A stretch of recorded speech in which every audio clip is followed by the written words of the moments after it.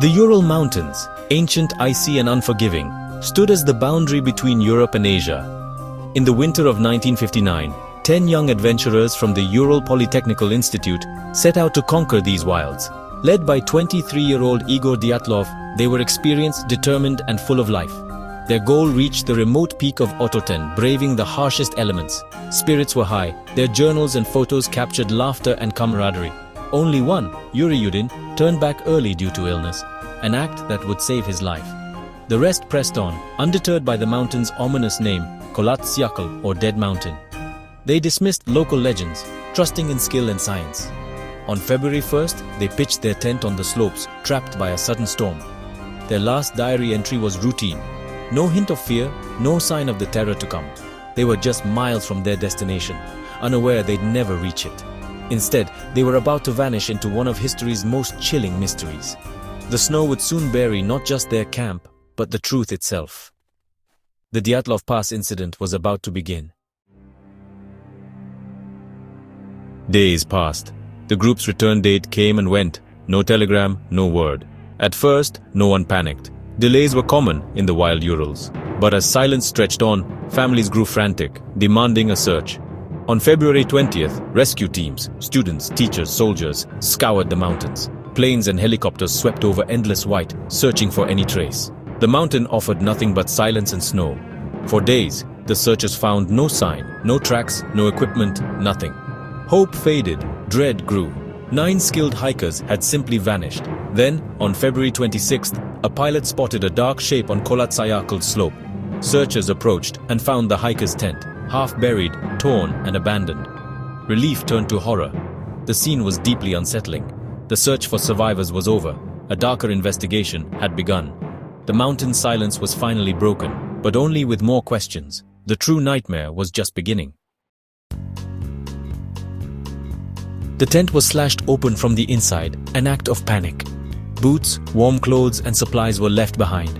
The hikers fled into the night in thin clothes or barefoot. Footprints showed they walked calmly, side by side, into the freezing darkness. No signs of struggle, no evidence of an attack, just a silent, orderly exodus. Why would experienced hikers abandon shelter for certain death? The clues made no sense. Calm footprints, desperate escape. Investigators found no animal tracks, no intruders, no logical threat. The scene was a paradox, orderly, yet screaming of terror. The mountain had revealed its first secret, but it only deepened the mystery. The searchers braced for what they might find next.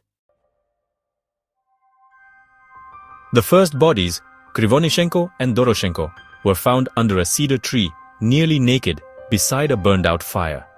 Broken branches suggested a desperate climb, perhaps to escape or to see. 3 more, Dyatlov, Kolmogorova, Slobodin, lay between the tree and the tent as if trying to return. All died of hypothermia, but Slobodin had a fractured skull. The tragedy seemed almost explainable until the last 4 were found.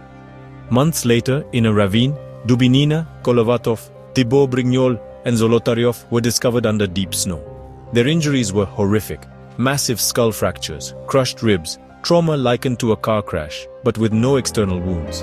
Dubinina was missing her tongue and eyes, Zolotaryov, his eyeballs, Kolovatov, his eyebrows. Scavengers might explain some injuries, but not the internal trauma.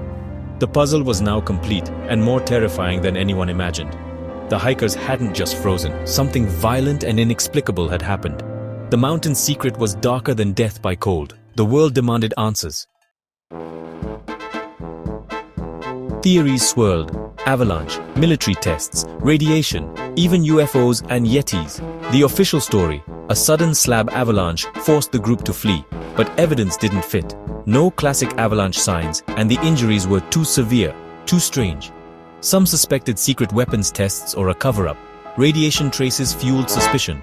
Others pointed to local legends or unexplained lights in the sky. Modern science offered a new avalanche theory, using advanced modeling and even animation from the movie Frozen. A delayed slab avalanche could explain some injuries and the panic. But questions remain. Why the missing eyes and tongue? Why the calm footprints? No theory fits all the facts. The Dyatlov Pass incident remains a riddle. Science and speculation locked in a cold embrace. The truth is as elusive as the mountain's shadow. The world is still searching for answers.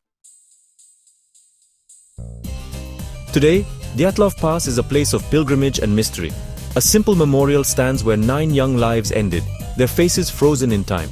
Tourists and investigators come, drawn by the unsolved riddle. The case is a haunting reminder: nature's power, human vulnerability, and the limits of knowledge. For the families, it's a wound that never heals. For the world, an enduring enigma. Official answers, like the avalanche theory, satisfy few. The facts contradict, the questions multiply. The mountain keeps its secrets, the case remains open. Dyatlov Pass is a cold case in every sense: frozen, unsolved, unforgettable. Some mysteries, like the Ural winter, never thaw.